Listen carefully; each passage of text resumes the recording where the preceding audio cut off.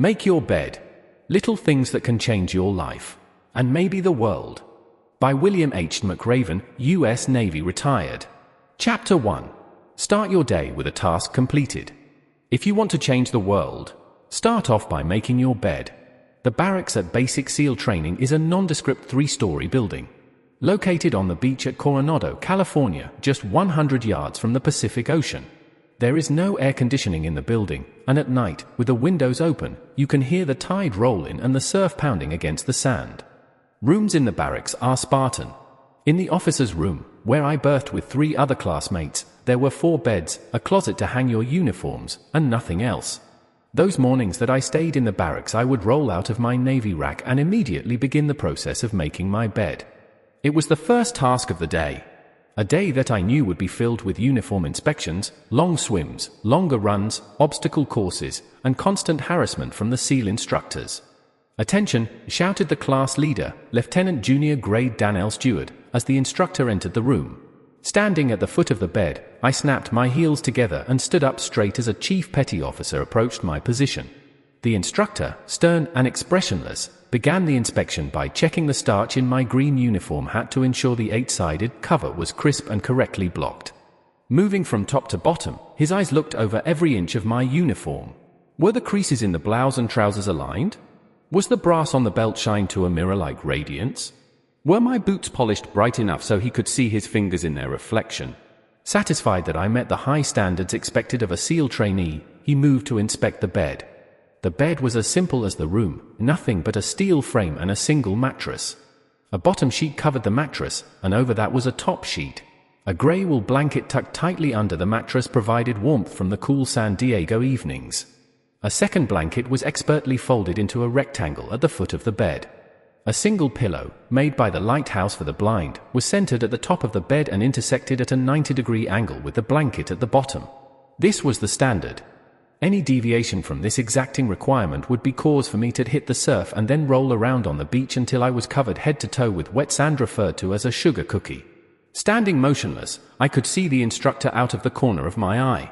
He wearily looked at my bed. Bending over, he checked the hospital corners and then surveyed the blanket and the pillow to ensure they were correctly aligned. Then, reaching into his pocket, he pulled out a quarter and flipped it into the air several times to ensure I knew the final test of the bed was coming. With one final flip, the quarter flew high into the air and came down on the mattress with a light bounce. It jumped several inches off the bed, high enough for the instructor to catch it in his hand. Swinging around to face me, the instructor looked me in the eye and nodded. He never said a word. Making my bed correctly was not going to be an opportunity for praise. It was expected of me. It was my first task of the day, and doing it right was important. It demonstrated my discipline. It showed my attention to detail, and at the end of the day it would be a reminder that I had done something well, something to be proud of, no matter how small the task. Throughout my life in the Navy, making my bed was the one constant that I could count on every day. As a young SEAL ensign aboard the USS Grayback, a special operations submarine, I was berthed in sick bay, where the beds were stacked 4 high. The salty old doctor who ran sick bay insisted that I make my rack every morning. He often remarked that if the beds were not made and the room was not clean, how could the sailors expect the best medical care? As I later found out, this sentiment of cleanliness and order applied to every aspect of military life. 30 years later, the Twin Towers came down in New York City. The Pentagon was struck, and brave Americans died in an airplane over Pennsylvania. At the time of the attacks, I was recuperating in my home from a serious parachute accident. A hospital bed had been wheeled into my government quarters, and I spent most of the day lying on my back, trying to recover. I wanted out of that bed more than anything else. Like every SEAL, I longed to be with my fellow warriors in the fight. When I was finally well enough to lift myself unaided from the bed, the first thing I did was pull the sheets up tight, adjust the pillow, and make sure the hospital bed looked presentable to all those who entered my home.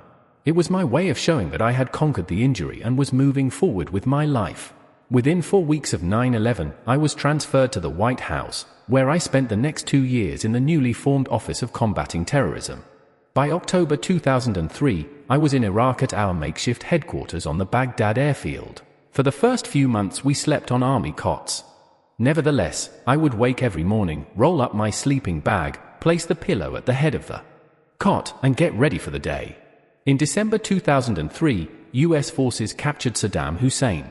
He was held in confinement, during which time we kept him in a small room.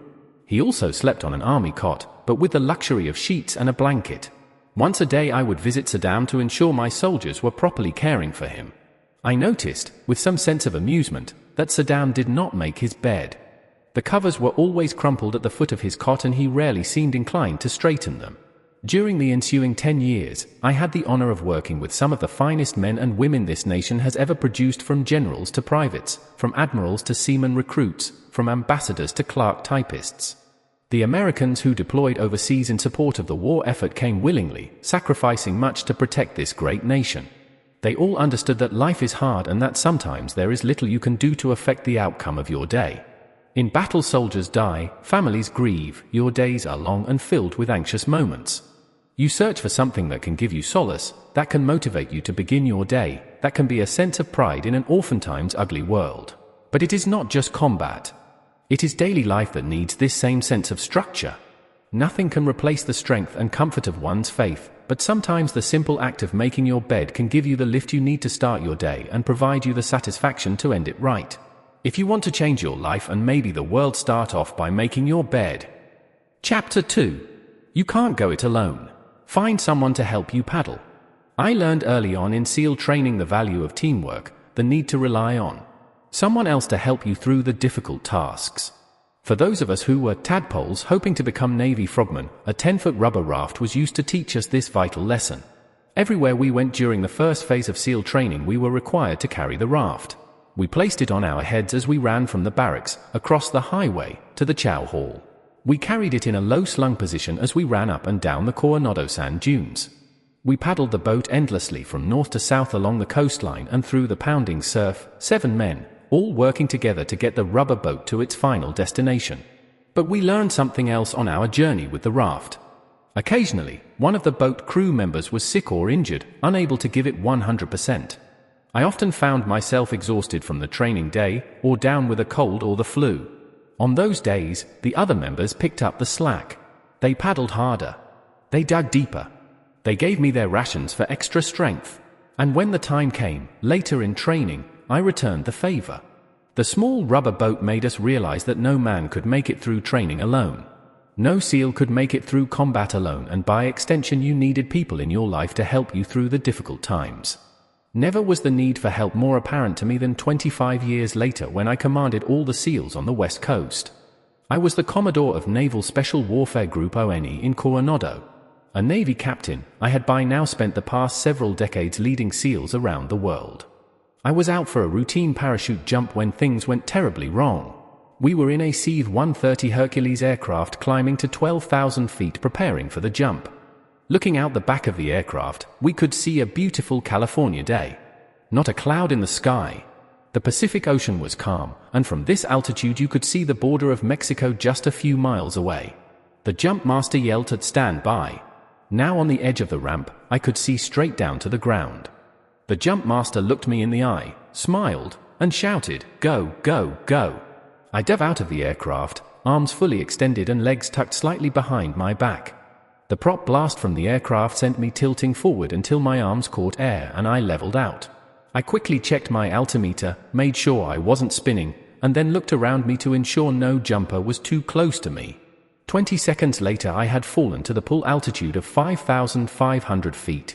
Suddenly, I looked below me and another jumper had slid beneath me, intersecting my path to the ground. He pulled his ripcord, and I could see the pilot chute deploying the main parachute from his backpack. Immediately, I thrust my arms to my side, forcing my head to the ground in an attempt to get away from the blossoming chute. It was too late. The jumper's chute popped open in front of me like an airbag, hitting me at 120 miles an hour. I bounced off the main canopy and spun out of control, barely conscious from the impact. For seconds I spun head over heels, trying to get stable again. I couldn't see my altimeter and was unaware of how far I had fallen. Instinctively, I reached for my ripcord and pulled. The pilot chute jettisoned from its small pouch in the back of the parachute but wrapped around my leg as I continued to tumble toward the ground. As I struggled to untangle myself, the situation got worse. The main parachute partially deployed, but in doing so twirled around my other leg. Craning my neck toward the sky, I could see my legs were bound by 2 sets of risers, the long nylon straps that connect the main parachute to the harness on my back. One riser had wrapped around one leg, the other riser around the other leg. The main parachute was fully out of the backpack but hung up somewhere on my body. As I struggled to break free of the entanglement, suddenly I felt the canopy lift off my body and begin to open. Looking toward my legs, I knew what was coming next. Within seconds, the canopy caught air. The 2 risers, one wrapped around each leg, suddenly and violently pulled apart, taking my legs with them. My pelvis separated instantly as the force of the opening ripped my lower torso. The 1,000 small muscles that connect the pelvis to the body were torn from their hinges. My mouth dropped open and I let out a scream that could be heard in Mexico. Searing pain arched through my body, sending waves pulsating downward to my pelvis and upward to my head. Violent, muscular convulsions racked my upper torso, shooting more pain through my arms and legs. Now, like having an out-of-body experience, I became aware of my screaming and tried to control it, but the pain was too intense. Still head down and falling too fast, I turned myself upright in the harness, relieving some of the pressure on my pelvis and back. 1,500 feet. I had fallen over 4,000 feet before the parachute deployed. The good news, I had a full canopy over my head.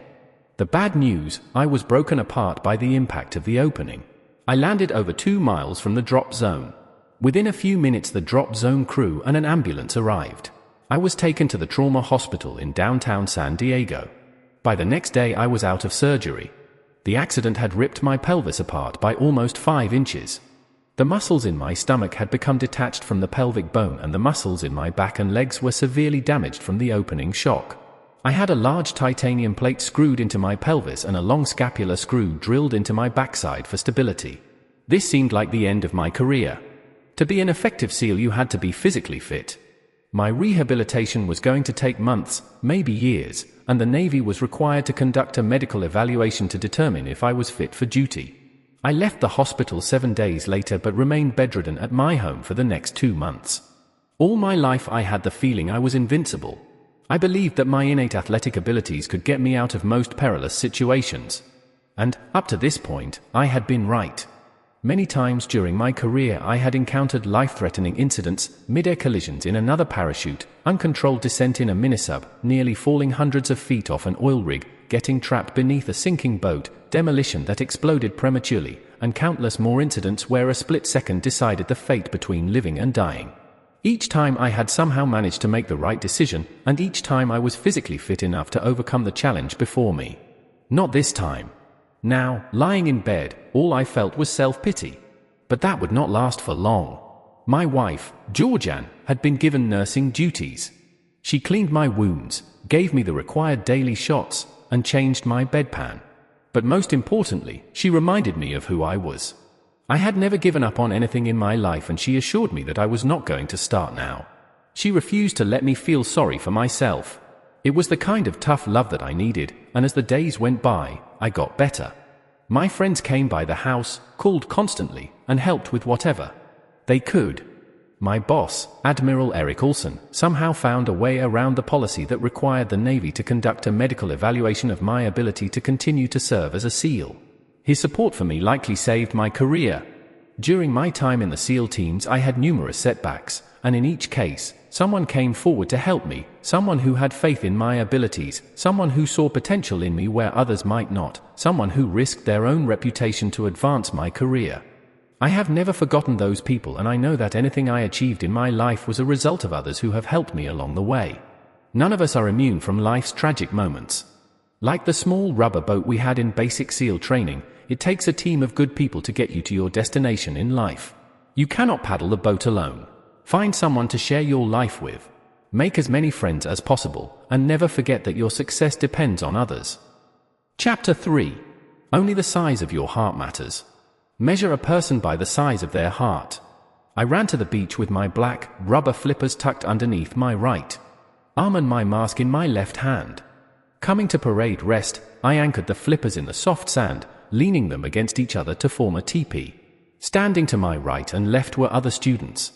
Dressed in green t-shirts, khaki swim trunks, neoprene booties, and a small life jacket, we were preparing for our morning 2-mile swim.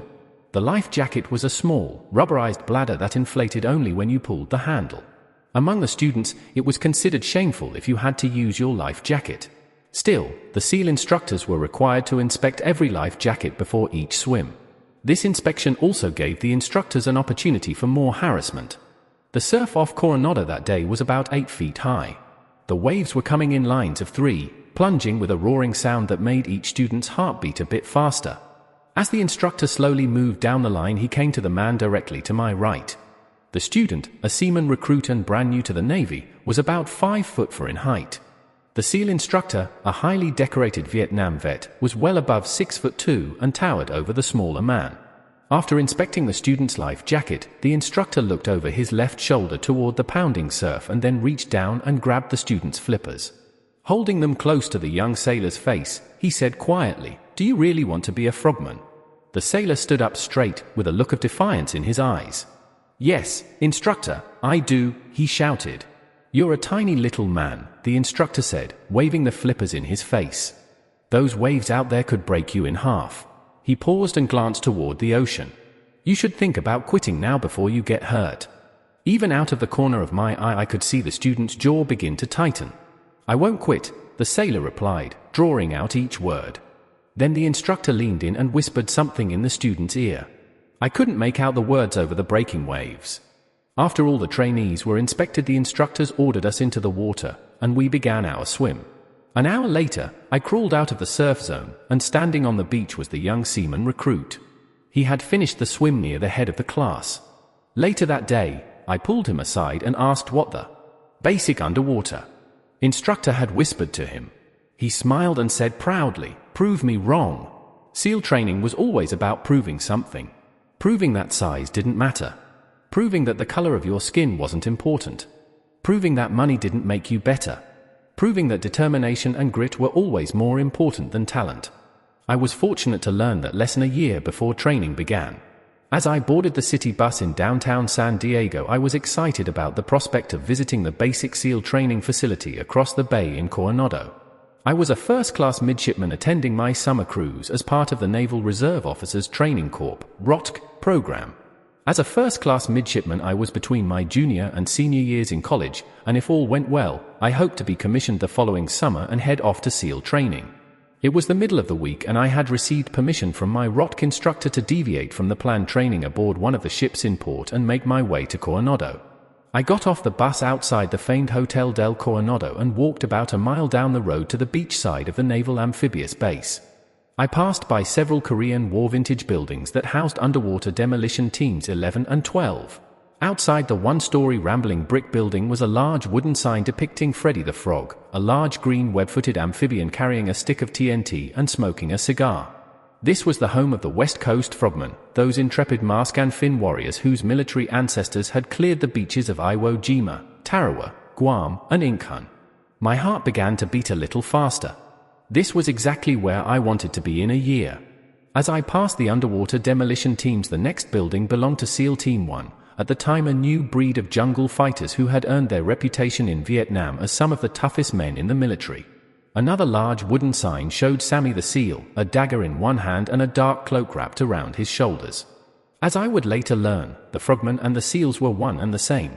All the men were graduates of SEAL training, all frogmen at heart. Finally, I approached the last government building on the beach side of the naval base. On the outer facade of the building it read, Demolition SEAL Training.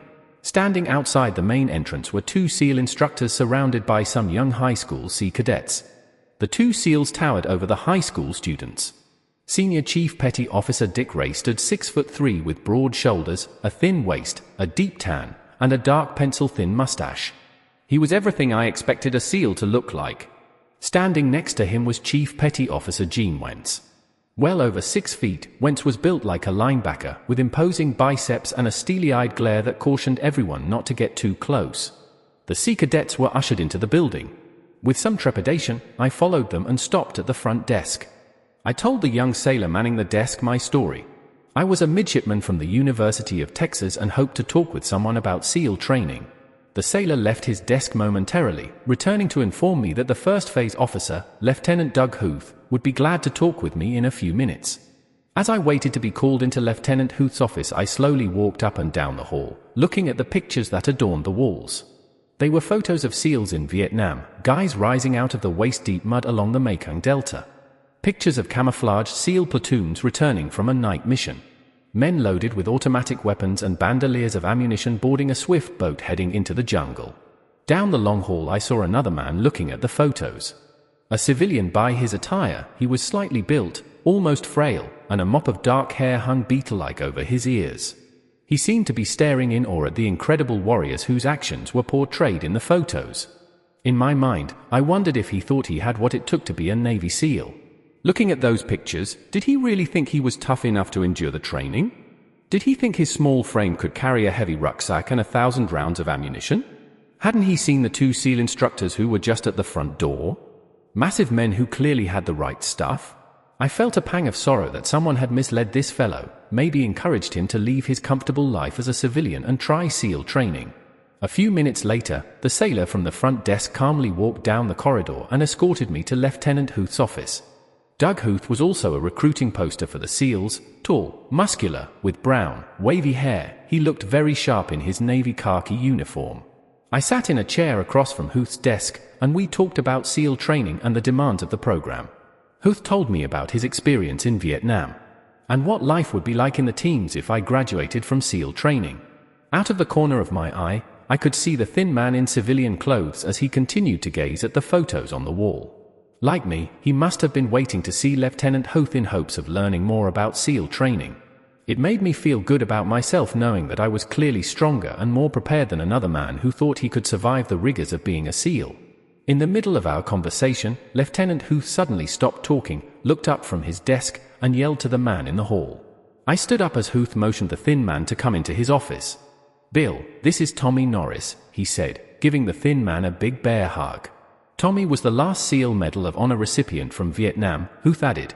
Norris smiled, somewhat embarrassed by the introduction. I smiled back, shook his hand, and laughed at myself. This seemingly frail, mop-haired man who I doubted could make it through training was Lieutenant Tom Norris. Tom Norris, who had served in Vietnam, had on successive nights gone deep behind enemy lines to rescue 2 downed airmen. This was Tom Norris who, on another mission, was shot in the face by North Vietnamese forces and left for dead only to be rescued by Petty Officer Mike Thornton, who would later receive the Medal of Honor for those actions. This was Tom Norris, who battled back from his injury to be accepted into the FBI's first hostage rescue team. This quiet, reserved, humble man was one of the toughest SEALs in the long history of the teams. In 1969, Tommy Norris was almost booted out of SEAL training. They said he was too small, too thin, and not strong enough. But much like the young sailor in my class, Norris proved them all wrong and once again showed that it's not the size of your flippers that count, just the size of your heart. Chapter 4. Life's Not Fair. Drive on. Get over being a sugar cookie and keep moving forward. I ran to the top of the sand dune and without hesitation sprinted down the other side, heading full speed toward the Pacific Ocean. Fully clothed in my green utilities, short-billed hat, and combat boots, I dove headfirst into the waves as they pounded the beach off Coronado, California. Emerging soaking wet from the water, I saw the SEAL instructor standing on the dune. With his arms folded and a piercing glare that cut through the morning haze, I heard him yell, "You know what to do, Mr. Mac." Indeed I did. With feigned enthusiasm, I screamed a hearty hoo-yah at the top of my lungs and fell face down into the soft sand, rolling from side to side to ensure that no part of my uniform was left uncovered. Then, for good measure, I sat up, reached deep into the ground, and tossed sand into the air to guarantee it found its way into every crevice in my body. Somewhere during the morning's physical training I had committed a violation of the SEAL training rules. My punishment was to jump into the surf zone, roll around in the sand, and make myself a sugar cookie. In all of SEAL training there was nothing more uncomfortable than being a sugar cookie. There were a lot of things more painful and more exhausting, but being a sugar cookie tested your patience and your determination. Not just because you spent the rest of the day with sand down your neck, under your arms, and between your legs, but because the act of becoming a sugar cookie was completely indiscriminate. There was no rhyme or reason. You became a sugar cookie at the whim of the instructor. To many of the SEAL trainees this was hard to accept. Those that strived to be the very best expected that they would be rewarded for their stellar performance. Sometimes they were and, then again, sometimes they were not. Sometimes the only thing they got for all their effort was wet and sandy. Feeling like I was sufficiently coated with sand, I ran to the instructor, yelled "Hoo-year" again, and came to attention. Looking me over to see if I met his standard of excellence in sugar cookies was Lieutenant Philip L. Martin, known to his friends as Moki. I, however, was not on a first-name basis with Lieutenant Martin. Moki Martin was the quintessential frogman. Born and raised in Hawaii, he was everything I strived to be as a SEAL officer. An experienced Vietnam veteran, he was expert with every weapon in the SEAL inventory. He was one of the finest skydivers in the teams, and being a native Hawaiian, he was so skilled in the water that there were few, if any, who could match him. "Mr. Mac, do you have any idea why you are a sugar cookie this morning?" Martin said in a very calm but questioning manner. "No, Instructor Martin," I dutifully responded. "Because, Mr. Mac, life isn't fair, and the sooner you learn that, the better off you will be." A year later, Lieutenant Martin and I were on a first-name basis. I had completed basic SEAL training, and he had been reassigned from the training center to Underwater Demolition Team 11 in Coronado. The more I got to know Moki, the deeper my respect grew for him. In addition to being a superb SEAL operator, Moki was also a phenomenal athlete. In the early 1980s, he was on the leading edge of the triathlon craze. He had a beautiful freestyle stroke in the open ocean. His calves and thighs were strong and moved him effortlessly on the long runs, but his real advantage was the bicycle. He and the bike were made for each other. Every morning he would mount the bike and go for a 30-mile ride up and down the Coronado Silver Strand. There was a flat stretch of paved bike path that paralleled the Pacific Ocean. It ran from the city of Coronado to the city of Imperial Beach. With the ocean on one side and the bay on the other, it was one of the most beautiful sections of beach in California. Early one Saturday morning, Moki was out on a training ride along the Silver Strand. Head down, pedaling fast, he never saw the oncoming bicycle. At roughly 25 miles an hour, the two bikes collided head-on. The bikes crumpled from the impact, slamming the riders together, leaving both men face down on the asphalt path. The first rider rolled over, dusted himself off, and struggled to his feet. He was banged up but otherwise fine. Moki remained face down, unable to move. The paramedics arrived within minutes, stabilized Moki, and transported him to the hospital. Initially there was hope that the paralysis was temporary, but as the days, months, and years passed, Moki never regained the use of his legs. The crash left him paralyzed from the waist down with limited movement in his arms. For the past 35 years, Moki has been in a wheelchair. In all those years I never once heard him complain about his misfortune in life. Never once did I hear him ask, "Why me?" Never once did he display an ounce of pity for himself. In fact, after his accident, Moki went on to be an accomplished painter. He fathered a beautiful young girl. He founded and continues to oversee the Super Frog Triathlon that is held every year in Coronado. It is easy to blame your lot in life on some outside force, to stop trying because you believe fate is against you. It is easy to think that where you were raised, how your parents treated you, or what school you went to is all that determines your future. Nothing could be further from the truth. The common people and the great men and women are all defined by how they deal with life's unfairness. Helen Keller, Nelson Mandela, Stephen Hawking, Malala Yousafzai, and Moki Martin. Sometimes no matter how hard you try, no matter how good you are, you still end up as a sugar cookie. Don't complain. Don't blame it on your misfortune. Stand tall, look to the future, and drive on. Chapter 5. Failure can make you stronger. Don't be afraid of the circus. The waves off Coronado Island were choppy, the small white caps slapping us in the face as we side-stroked back toward the beach. As usual, my swim buddy and I were struggling to keep up with the rest of the SEAL training class. The instructors on the safety boat were yelling for us to pick up the pace, but it seemed like the harder we swam, the farther we fell behind. My swim buddy that day was Ensign Mark Thomas. Like me, Mark had received his commission through the Reserve Officers Training Corps, ROTC. He was a graduate of the Virginia Military Institute and one of the best long-distance runners in the class. In SEAL training, your swim buddy was the person you relied on to have your back. It was your swim buddy who you were physically tied to on the underwater dives. It was your swim buddy who you were partnered with on the long swims.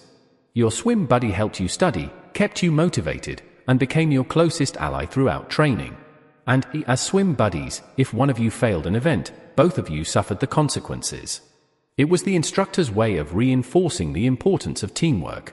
As we finished the swim and crossed onto the beach, a SEAL instructor was waiting for us. "Drop down," the instructor yelled. This was the command to fall into the push-up position, back straight, arms fully extended, and head up. "You two call yourselves officers." There was no point in answering. We both knew he would continue. Officers in the SEAL teams lead the way. They don't come in last on the swims. They don't embarrass their class. The instructor moved around us, kicking sand in our faces as he circled. "I don't think you gentlemen are going to make it. I don't think you have what it takes to be SEAL officers." Pulling a small black notebook from his back pocket, he looked at us with disgust and jotted something in the book. "You two just made the circus list." He shook his head. "You'll be lucky if you survive another week." The circus. It was the last thing either Mark or I wanted. The circus was held every afternoon at the end of training. The circus was another 2 hours of additional calisthenics, combined with non-stop harassment by SEAL combat veterans who wanted only the strong to survive training. If you failed to meet the standard on any event that day, calisthenics, the obstacle course, the timed runs, or the swims, your name was on the list. In the eyes of the instructors, you were a failure. What made the circus so feared by the students was not just the additional pain but also the knowledge that the day after the circus you would be exhausted from the extra workout and so fatigued that you would fail to meet the standards again. Another circus would follow, then another and another. It was a death spiral, a cycle of failure that caused many students to quit training. As the rest of the students completed the day's events, Mark and I, along with several others, assembled on the asphalt grinder to begin another long session of calisthenics. Because we had come in last on the swim, the instructors had tailored the circus just for us that day. Flutter kicks. Lots and lots of flutter kicks. The flutter kicks were designed to strengthen your abdominals and thighs so you could power your way through the long open ocean swims. They were also designed to break you. The flutter kick exercise called for you to lie on your back, with legs extended directly in front of you, and your hands behind your head. As the instructor counted repetitions, you alternated moving your legs up and down in a kicking motion. At no time during the exercise were you allowed to bend your knees. Bending your knees was considered weakness among frogmen. The circus was punishing. Hundreds of flutter kicks as well as push-ups, pull-ups, sit-ups, and 8-count bodybuilders. By the time the sun went down, Mark and I could barely move. Failure had a price. The next day brought more calisthenics, another run, another obstacle course, another swim, and unfortunately another circus. More sit-ups, more push-ups, and a lot more flutter kicks. But as the circuses continued, a funny thing happened. Our swims got better, and Mark and I began to move up in the pack. The circus, which had started as a punishment for failure, was making us stronger, faster, and more confident in the water. While other students quit, unable to handle the occasional failure and the pain it brought, Mark and I were determined not to allow the circus to beat us. As training was coming to an end, there was one final open ocean swim, a 5-miler off the coast of San Clemente Island. Completing it in the allowable time was essential to graduating from SEAL training. The water was bitterly cold as we jumped off the pier and into the ocean. 15 swim pairs entered the water and began the long trek out of the small bay, around the peninsula, and over the kelp beds. After about 2 hours, the swim pairs were so spread out you couldn't tell where you were in the pack. For hours into the swim, numb, exhausted, and on the verge of hypothermia, Mark Thomas and I crossed the beach. There waiting at the surf's edge was the instructor. "Drop down," he yelled. My hands and feet were so cold I couldn't feel the sand beneath my fingers and toes. With my head straining to keep upright, all I could see was the instructor's boots as he walked around Mark and me. "Once again you two officers have embarrassed your class." Another set of boots appeared in my view and then another. Several instructors were now surrounding us. "You have made all your teammates look bad." He paused. "Recover, gentlemen." As Mark and I got to our feet, we looked around the beach and suddenly realized we were the first swim pair to finish. "You embarrassed them all right." The instructor smiled. "The second pair isn't even in sight." Mark and I turned to look toward the ocean, and sure enough, there was no one in view. "Well done, gentlemen. It looks like all that extra pain and suffering paid off." The instructor paused, stepped over, and shook our hands. "I'll be honored to serve with you when you get to the teams." We had made it. The long swim was the final tough event of training. Several days later, Mark and I graduated. Mark went on to have a distinguished career in the SEAL teams, and we remain close friends to this day. In life you will face a lot of circuses. You will pay for your failures. But if you persevere, if you let those failures teach you and strengthen you, then you will be prepared to handle life's toughest moments. July 1983 was one of those tough moments. As I stood before the commanding officer, I thought my career as a Navy SEAL was over. I had just been relieved of my SEAL squadron, fired for trying to change the way my squadron was organized, trained, and conducted missions. There were some magnificent officers and enlisted men in the organization, some of the most professional warriors I had ever been around. However, much of the culture was still rooted in the Vietnam era, and I thought it was time for a change. As I was to find out, change is never easy, particularly for the person in charge. Fortunately, even though I was fired, my commanding officer allowed me to transfer to another SEAL team, but my reputation as a SEAL officer was severely damaged. Everywhere I went, other officers and enlisted men knew I had failed, and every day there were whispers and subtle reminders that maybe I wasn't up to the task of being a SEAL. At that point in my career I had two options: quit and move on to civilian life, which seemed like the logical choice in light of my recent officer fitness report, or weather the storm and prove to others and myself that I was a good SEAL officer. I chose the latter. Soon after being fired, I was given a second chance, an opportunity to deploy overseas as the officer in charge of a SEAL platoon. Most of the time on that overseas deployment we were in remote locations, isolated and on our own. I took advantage of the opportunity to show that I could still lead. When you live in close quarters with 12 SEALs, there isn't anywhere to hide. They know if you are giving 100% on the morning workout. They see when you are first in line to jump out of the airplane and last in line to get the chow. They watch you clean your weapon, check your radio, read the intelligence, and prepare your mission briefs. They know when you have worked all night preparing for tomorrow's training. As month after month of the overseas deployment wore on, I used my previous failure as motivation to outwork, out-hustle, and outperform everyone in the platoon. I sometimes fell short of being the best, but I never fell short of giving it my best. In time, I regained the respect of my men. Several years later I was selected to command a SEAL team of my own. Eventually I would go on to command all the SEALs on the West Coast. By 2003, I found myself in combat in Iraq and Afghanistan. Now that I was a one-star admiral leading troops in a war zone, every decision I made had its consequences. Over the next several years, I stumbled often. But for every failure, for every mistake, there were hundreds of successes: hostages rescued, suicide bombers stopped, pirates captured, terrorists killed, and countless lives saved. I realized that the past failures had strengthened me, taught me that no one is immune from mistakes.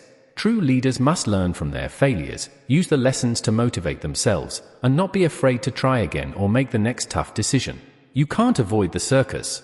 At some point we all make the list. Don't be afraid of the circus. Chapter 6. You must dare greatly. Slide down the obstacle head first. Standing at the edge of the 30-foot tower, I grabbed the thick nylon rope. One end of the rope was attached to the tower and the other end anchored on the ground to a pole 100 feet away. I was halfway through the SEAL obstacle course and I was on a record pace. Swinging my legs over the top of the line and holding on for dear life, I began to inch my way off the platform. My body hung underneath the rope, and with a caterpillar-like motion I slowly made my way, foot by foot, to the other end. As I reached the end, I released my grip on the line, dropped into the soft sand, and ran to the next obstacle. The other students in my class were yelling encouragement, but I could hear the SEAL instructor calling out the minutes. I had lost a lot of time on the slide for life. My possum-style technique of negotiating the long rope was just too slow, but somehow I couldn't bring myself to slide down the rope headfirst. Going headfirst off the tower, using a method called commando style, was much faster but also much riskier. You were less stable on the top of the rope than hanging underneath, and if you fell and injured yourself, you would be washed out of the class. I crossed the finish line with a disappointing time. As I was doubled over, trying to catch my breath, a grizzled old Vietnam vet with highly polished boots and a heavily starched green uniform stood hunched over me. "When are you going to learn, Mr. Mac?" he said with an unmistakable tone of contempt. "That obstacle course is going to beat you every time unless you start taking some risks." 1 week later, I pushed my fears aside, mounted the top of the rope, and thrust my body headfirst down the slide for life. As I crossed the finish line in a personal best, I could see the old Vietnam SEAL nodding his approval. It was a simple lesson in overcoming your anxieties and trusting your abilities to get the job done. The lesson would serve me well in the years to come. It was Iraq in 2004. The voice on the other end of the radio was calm but had an unmistakable sense of urgency. The 3 hostages we were searching for had been located. Al-Qaeda terrorists were holding them in a walled compound on the outskirts of Baghdad. Unfortunately, intelligence indicated that terrorists were about to move the men, and we had to act quickly.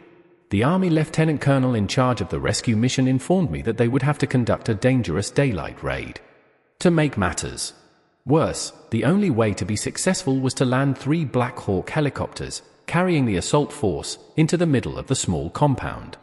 We talked through other tactical options, but it was clear the Colonel was right. It was always preferable to conduct a rescue mission at night, when the element of surprise was on your side, but this was a fleeting opportunity, and if we didn't act now the hostages would be moved and possibly killed. I approved the mission, and within minutes the rescue force had boarded the 3 Black Hawk helicopters and was on its way to the compound.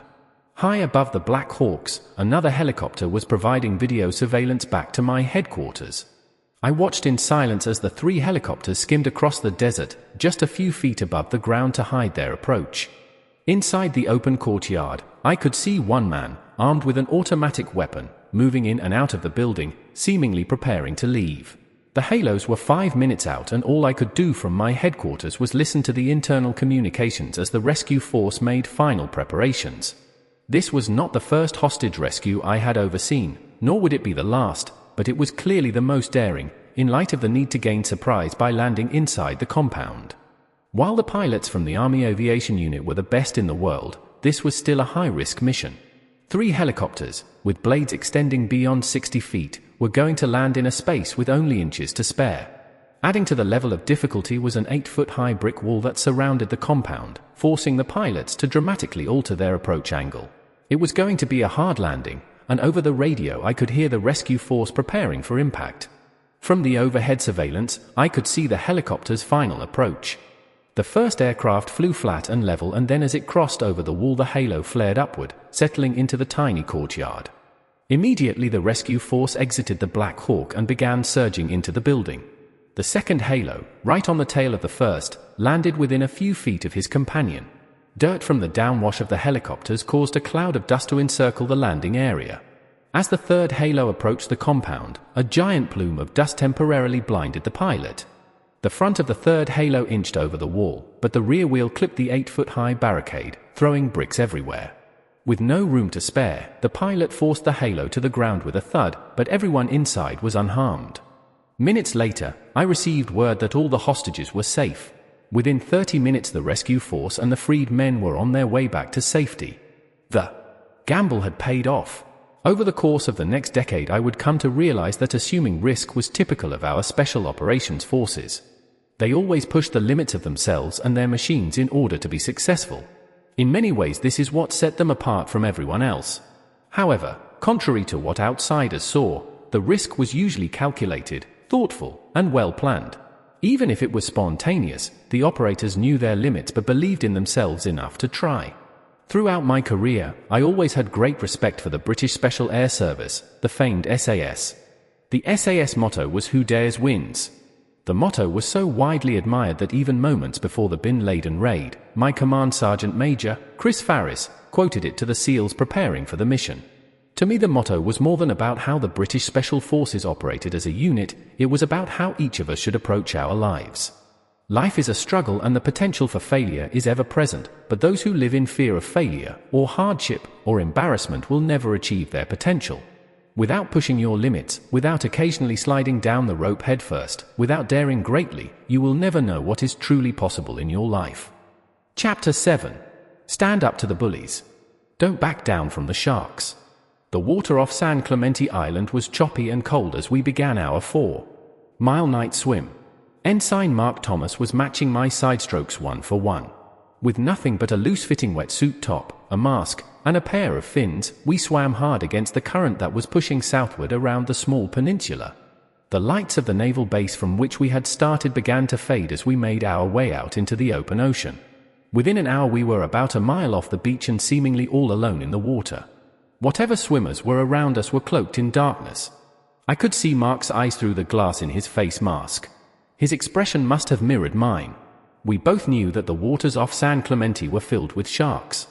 Not just any sharks, but great white sharks, the largest, most aggressive man-eater in the ocean. Prior to our swim, the SEAL instructors had given us a briefing on all the potential threats we might encounter that night. There were leopard sharks, Mako sharks, hammerhead sharks, thresher sharks, but the one we feared the most was the great white. There was something a little unnerving about being alone, at night, in the middle of the ocean, knowing that lurking beneath the surface was a prehistoric creature just waiting to bite you in half. But we both wanted to be SEALs so badly that nothing in the water that night was going to stop us. If we had to fight off the sharks, then we were both prepared to do so. Our goal, which we believed to be honorable and noble, gave us courage, and courage is a remarkable quality. Nothing and nobody can stand in your way. Without it, others will define your path forward. Without it, you are at the mercy of life's temptations. Without courage, men will be ruled by tyrants and despots. Without courage, no great society can flourish. Without courage, the bullies of the world rise up. With it, you can accomplish any goal. With it, you can defy and defeat evil. Saddam Hussein, the now former president of Iraq, sat on the edge of an old army cot clad only in an orange jumpsuit. Having been captured by US forces 24 hours earlier, he was now a prisoner of the United States. As I opened the door to allow the new Iraqi government leaders into the room, Saddam remained seated. A smirk crossed his face, and there was no sign of remorse or submission in his attitude. Immediately, the 4 Iraqi leaders began to yell at Saddam, but from a safe distance. With a look of contempt, Saddam gave them a deadly smile and motioned them to sit down. Still fearful of the former dictator, they each grabbed a folding chair and took their seats. The screaming and finger-pointing continued but slowly subsided as the former dictator began to talk. Under Saddam Hussein, the Ba'ath Party was responsible for the deaths of thousands of Shia Iraqis and tens of thousands of Kurds. Saddam had personally executed a number of his own generals whom he felt were disloyal. Although I was positive Saddam would no longer be a threat to the other men in the room, the Iraqi leaders were not so certain. The fear in their eyes was unmistakable. This man, the Butcher of Baghdad, had for decades terrorized an entire nation. His cult of personality had drawn to him followers of the worst sort. His murderous thugs had brutalized the innocent and forced thousands to flee the country. No one in Iraq had mustered the courage to challenge the tyrant. There was no doubt in my mind that these new leaders were still terrified of what Saddam might be able to do even from behind bars. If the purpose of the meeting was to show Saddam that he was no longer in power, it had failed. In those brief moments, Saddam had managed to intimidate and frighten the new regime leadership. He seemed more confident than ever. As the Iraqi leaders left, I instructed my guards to isolate the former president in a small room. There would be no visitors, and the guards in the room were ordered not to talk with Saddam. Over the next month, I visited the small room every day. And every day Saddam rose to greet me, and every day without speaking, I motioned him back to his cot. The message was clear. He was no longer important. He could no longer intimidate those around him. He could no longer instill fear into his subjects. Gone was the gleaming palace. Gone were the handmaidens, the servants, and the generals. Gone was the power. The arrogance and oppressiveness that had defined his rule had ended. Courageous young American soldiers had stood up to his tyranny, and now he was no longer a threat to anyone. 30 days later, I transferred Saddam Hussein to a proper military police unit, and a year later the Iraqis hanged him for his crimes against the nation. Bullies are all the same, whether they are in the schoolyard, in the workplace, or ruling a country through terror. They thrive on fear and intimidation. Bullies gain their strength through the timid and faint of heart. They are like sharks that sense fear in the water.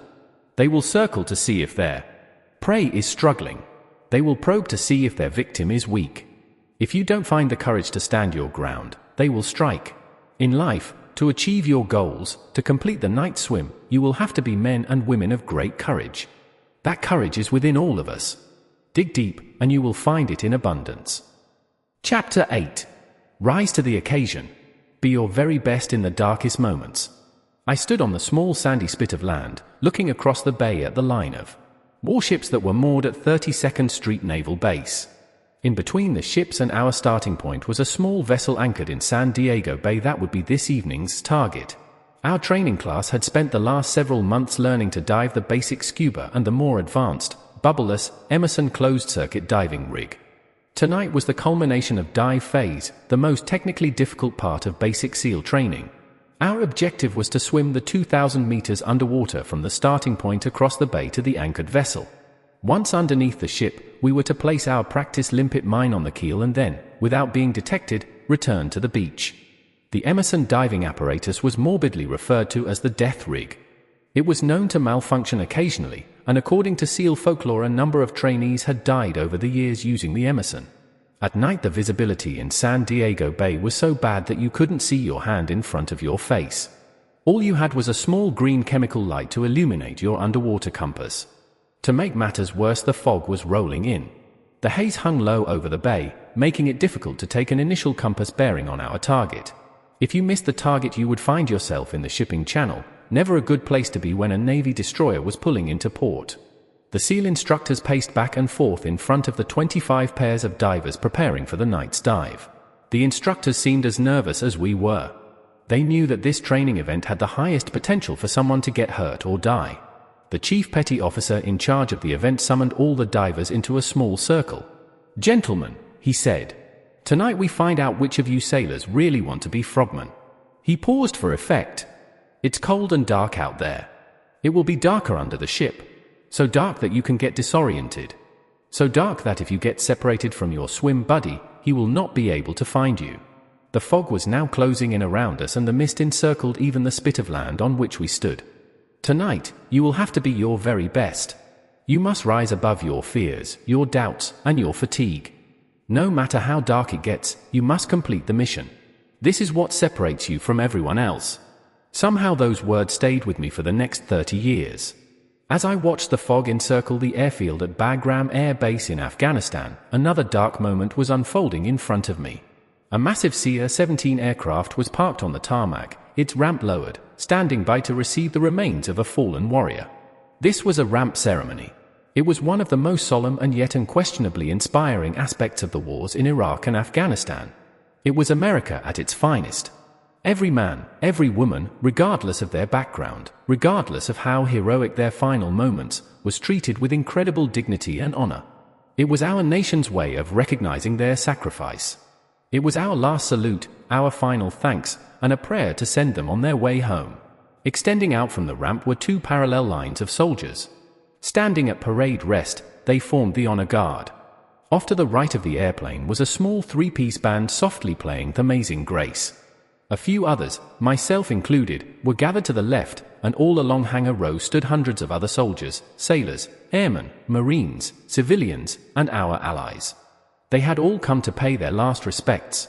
The Humvee tactical vehicle carrying the remains arrived right on time. 6 men from the Fallen Heroes unit acted as pallbearers. Offloading the flag-draped casket, they slowly marched through the honor guard, up the ramp, and onto the plane. They positioned the casket in the middle of the cargo bay, turned smartly, came to attention, and saluted. At the head of the casket, the pastor bowed his head and read from Isaiah 6 verse 8.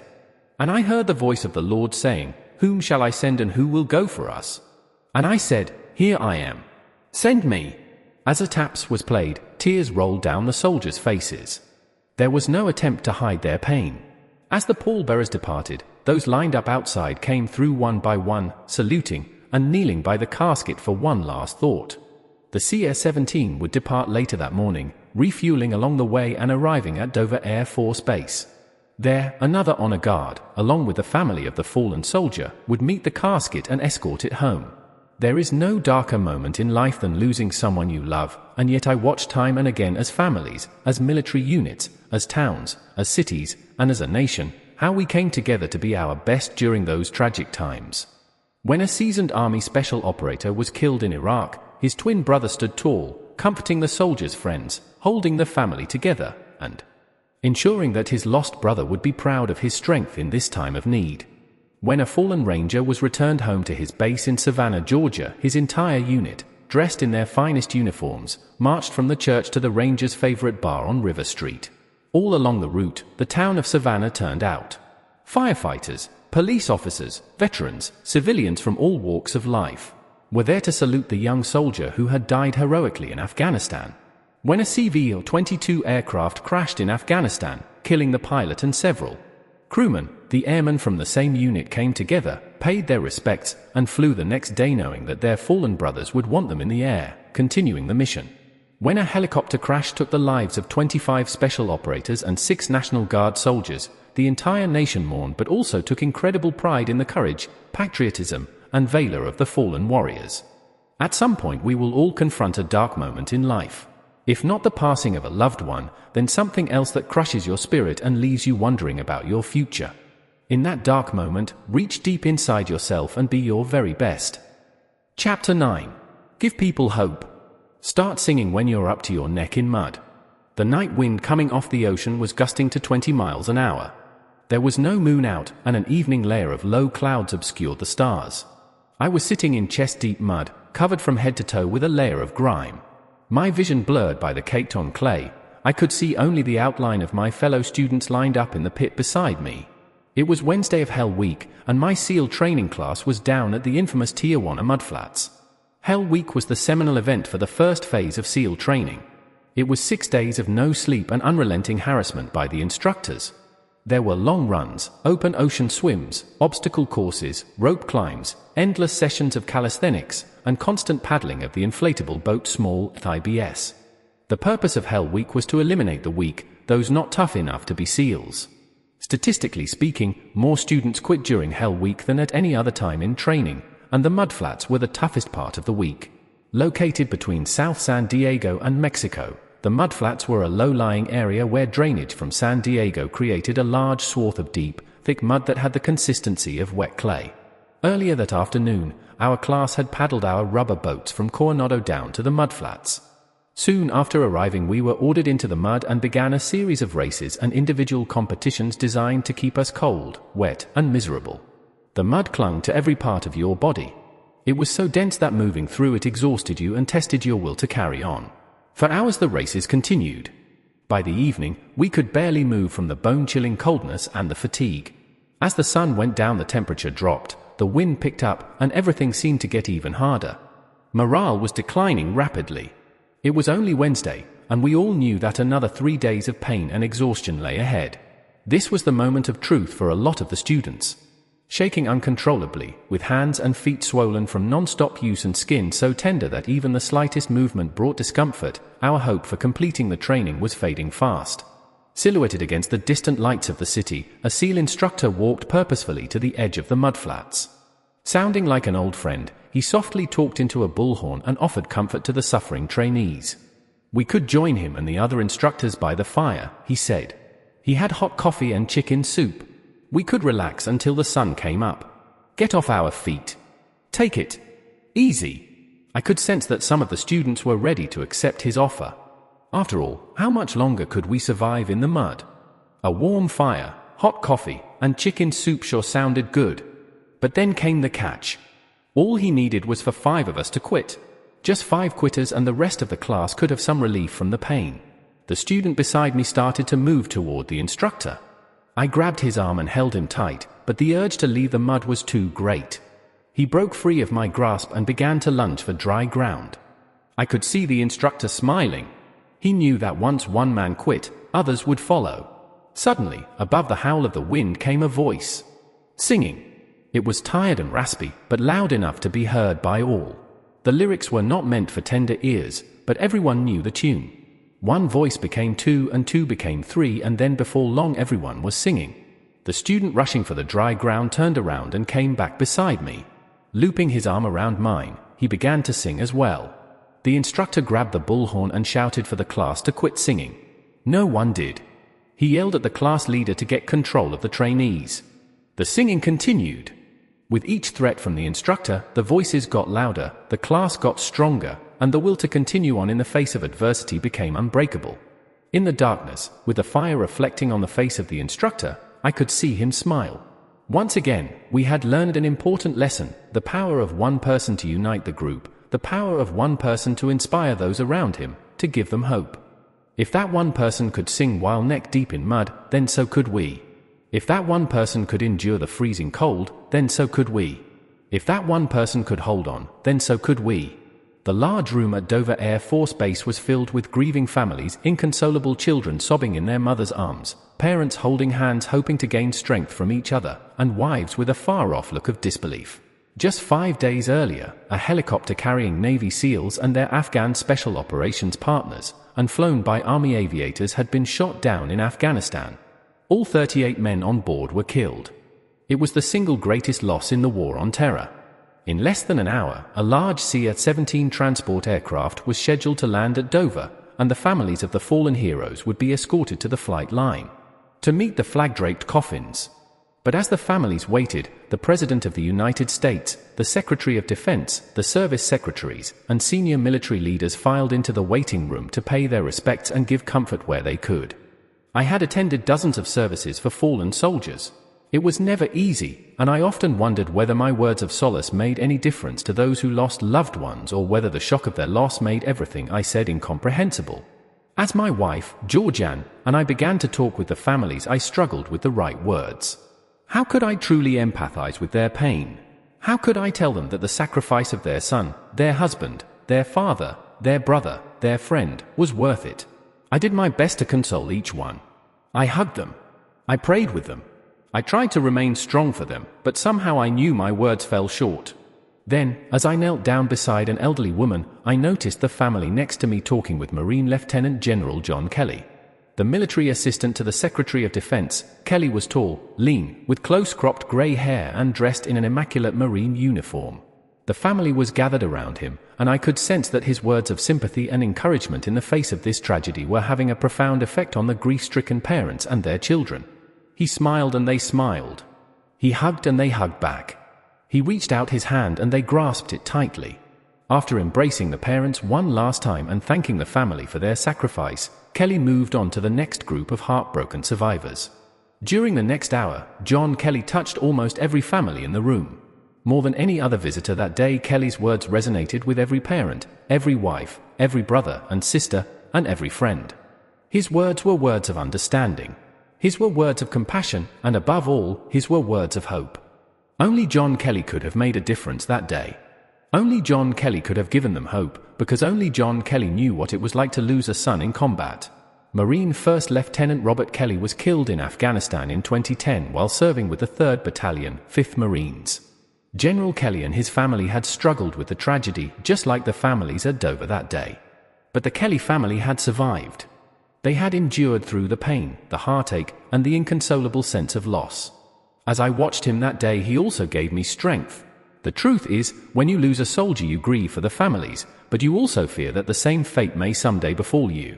You wonder whether you could survive the loss of a child, or you wonder how your family would get along without you by their side. You hope and pray that God will be merciful and not have you shoulder this unthinkable burden. Over the course of the next 3 years, John Kelly and I became close friends. He was a remarkable officer, a strong husband to his wife, Karen, and a loving father to his daughter, Kate, and oldest son, Marine Major John Kelly. But more than that, without ever knowing it, John Kelly gave all those around him hope. Hope that in the very worst of times we could rise above the pain, the disappointment, and the agony and be strong. That we each had within us the ability to carry on, and not only to survive but also to inspire others. Hope is the most powerful force in the universe. With hope you can inspire nations to greatness. With hope you can raise up the downtrodden. With hope you can ease the pain of unbearable loss. Sometimes all it takes is one person to make a difference. We will all find ourselves neck deep in mud someday. That is the time to sing loudly, to smile broadly, to lift up those around you and give them hope that tomorrow will be a better day. Chapter 10. Never, ever quit. Don't ever, ever ring the bell. I stood at attention along with the other 150 students beginning the first day of SEAL training. The instructor, dressed in combat boots, khaki shorts, and a blue and gold t-shirt, walked across the large asphalt courtyard to a brass bell hanging in full view of all the trainees. Gentlemen, he began. Today is the first day of SEAL training. For the next 6 months you will undergo the toughest course of instruction in the United States military. I glanced around and could see some looks of apprehension on the faces of my fellow students. The instructor continued. You will be tested like no time in your life. Pausing, he looked around the class of new tadpoles. Most of you will not make it through. I will see to that. He smiled. I will do everything in my power to make you quit. He emphasized the last 3 words. I will harass you unmercifully. I will embarrass you in front of your teammates. I will push you beyond your limits. Then a slight grin crossed his face. "And there will be pain. Lots and lots of pain." Grabbing the bell, he pulled the rope hard and a loud clanging noise echoed across the courtyard. "But if you don't like the pain, if you don't like all the harassment, then there is an easy way out." He pulled the rope again and another wave of deep metallic sound reverberated off the buildings. "All you have to do to quit is ring this bell 3 times. He let go of the rope tied to the bell's clapper. "Ring the bell and you won't have to get up early. Ring the bell and you won't have to do the long runs, the cold swims, or the obstacle course. Ring the bell and you can avoid all this pain." Then the instructor glanced down at the asphalt and seemed to break from his prepared monologue. "But let me tell you something," he said. "If you quit, you will regret it for the rest of your life. Quitting never makes anything easier." 6 months later, there were only 33 of us standing at graduation. Some had taken the easy way out. They had quit, and my guess is the instructor was right, they would regret it for the rest of their lives. Of all the lessons I learned in SEAL training, this was the most important. Never quit. It doesn't sound particularly profound, but life constantly puts you in situations where quitting seems so much easier than continuing on. Where the odds are so stacked against you that giving up seems the rational thing to do. Throughout my career, I was constantly inspired by men and women who refused to quit, who refused to feel sorry for themselves, but none more so than a young Army Ranger I met in a hospital in Afghanistan. It was late one evening when I received word that one of my soldiers had stepped on a pressure plate mine and had been medevaced to the combat hospital near my headquarters. The Ranger Regimental Commander, Colonel Eric Kurilla, and I quickly made our way to the hospital and into the soldier's room. The soldier lay in the hospital bed, tubes extending from his mouth and chest, blast burns streaked up his arms and across his face. The blanket covering his body lay flat to the bed where his legs would normally have been. His life was now changed forever. I had made countless visits to the combat hospital in Afghanistan. As a wartime leader, you try not to internalize the human suffering. You know that it is part of combat. Soldiers get wounded. Soldiers die. If you allow every decision you make to be predicated on the possible loss of life, you will struggle mightily to be effective. Somehow, though, this night seemed different. The ranger lying in front of me was so very young, younger than my 2 boys. He was 19 years old and his name was Adam Bates. He had arrived in Afghanistan just a week earlier, and this had been his first combat mission. I leaned over and touched my hand to his shoulder. He appeared to be sedated and unconscious. I reflected for a minute, said a little prayer, and was starting to leave when the nurse came in to check on my soldier. She smiled, looked at his vitals, and asked me if I had any questions regarding his status. She informed me that both of his legs had been amputated and that he had serious blast injuries, but that his chance for survival was good. I thanked her for taking such great care of Ranger Bates and told her I would return when he was conscious. "Oh, he's conscious," she stated. "In fact, it would be good for you to talk with him." She gently shook the young ranger, who opened his eyes slightly and acknowledged my presence. "He can't speak right now," the nurse said. "But his mother was deaf and he knows how to sign." The nurse handed me a sheet of paper with the various sign language symbols displayed on it. I talked for a minute, trying to find the strength to say the right thing. What do you tell a young man who has lost both his legs serving his country? How do you make him feel better about his future? Bates, his face swollen from the blast, his eyes barely visible through the redness and the bandages, stared at me momentarily. He must have sensed the pity in my expression. Raising his hand, he began to sign. I looked at each symbol on the sheet of paper before me. Slowly, painfully, he signed, "I will be okay." And then he fell back asleep. As I left the hospital that evening, I could not help but cry. Of the hundreds of men I talked with in the hospital, never once did anyone complain. Never once. They were proud of their service. They were accepting of their fate, and all they wanted was to get back to their unit, to be with the men that they had left behind. Somehow Adam Bates personified all those men who had come before him. A year after my hospital visit in Afghanistan, I was at the 75th Ranger Regimental Change of Command. There in the stands was Ranger Bates, looking sharp in his dress uniform and standing tall on his new prosthetic legs. I overheard him challenge a number of his fellow Rangers to a pull-up contest. With all he had been through, the multiple surgeries, the painful rehab, and adjusting to a new life, he never quit. He was laughing, joking, smiling, and just as he promised me he was okay. Life is full of difficult times. But someone out there always has it worse than you do. If you fill your days with pity, sorrowful for the way you have been treated, bemoaning your lot in life, blaming your circumstances on someone or something else, then life will be long and hard. If, on the other hand, you refuse to give up on your dreams, stand tall and strong against the odds, then life will be what you make of it, and you can make it great. Never, ever, ring the bell. Remember, start each day with a task completed. Find someone to help you through life. Respect everyone. Know that life is not fair and that you will fail often. But if you take some risks, step up when times are toughest, face down the bullies, lift up the downtrodden, and never, ever give up, if you do these things, then you can change your life for the better, and maybe the world.